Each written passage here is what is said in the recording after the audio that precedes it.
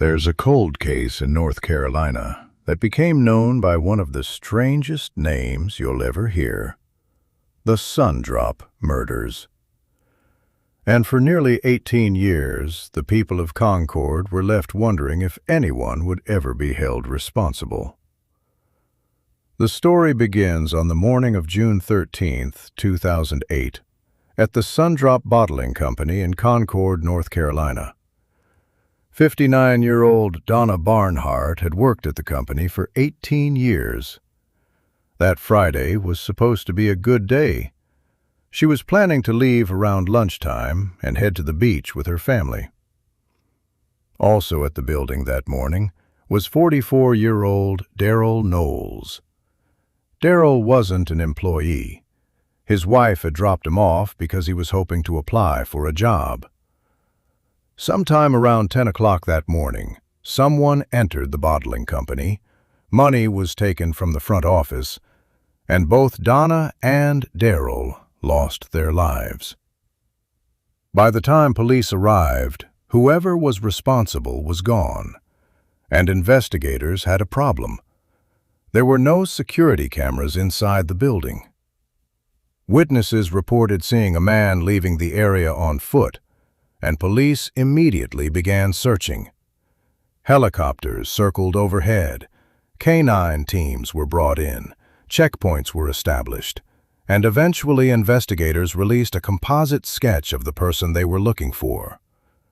The reward for information would eventually reach $85,000, and the case even made its way onto America's Most Wanted. But nothing brought an arrest.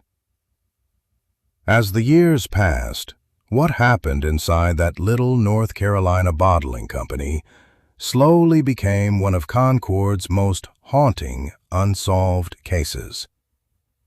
5 years passed, then 10, then 15. But behind the scenes, investigators never completely put the case away. Evidence collected back in 2008 was preserved, and as forensic technology improved, investigators continued submitting portions of it for additional testing. Then, near the end of 2025, detectives decided to go back through the case again. According to Concord police, they began re-examining evidence and pursuing leads that had never been fully developed. And this time, something was different. Police have not publicly explained exactly what they discovered, but whatever they found eventually led investigators almost 3,000 miles away from that old bottling company in North Carolina. Their search ended in Port Angeles, Washington.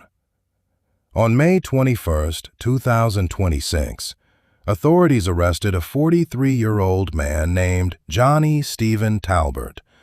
And Talbert, according to police, wasn't entirely new to the investigation. Authorities say investigators had contact with him shortly after the original 2008 case, and that he later left North Carolina.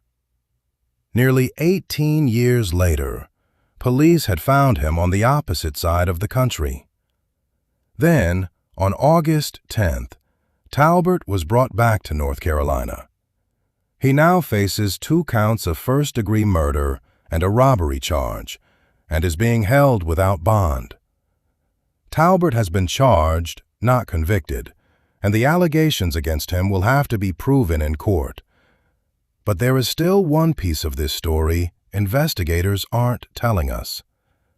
After nearly 18 years, what exactly did they find that caused detectives to travel all the way across the country? For now, police aren't saying. They have only explained that a new review of the old evidence and previously undeveloped leads helped break the case open. And maybe that's the most fascinating part of an old cold case. Evidence can sit quietly in a box for years. The people involved can move away. Buildings can change. Communities can move on. But sometimes the past is just waiting for technology to catch up with it. For nearly 18 years, Concord knew this simply as the Sundrop murders. Now, after all that time, the final chapter may finally be beginning.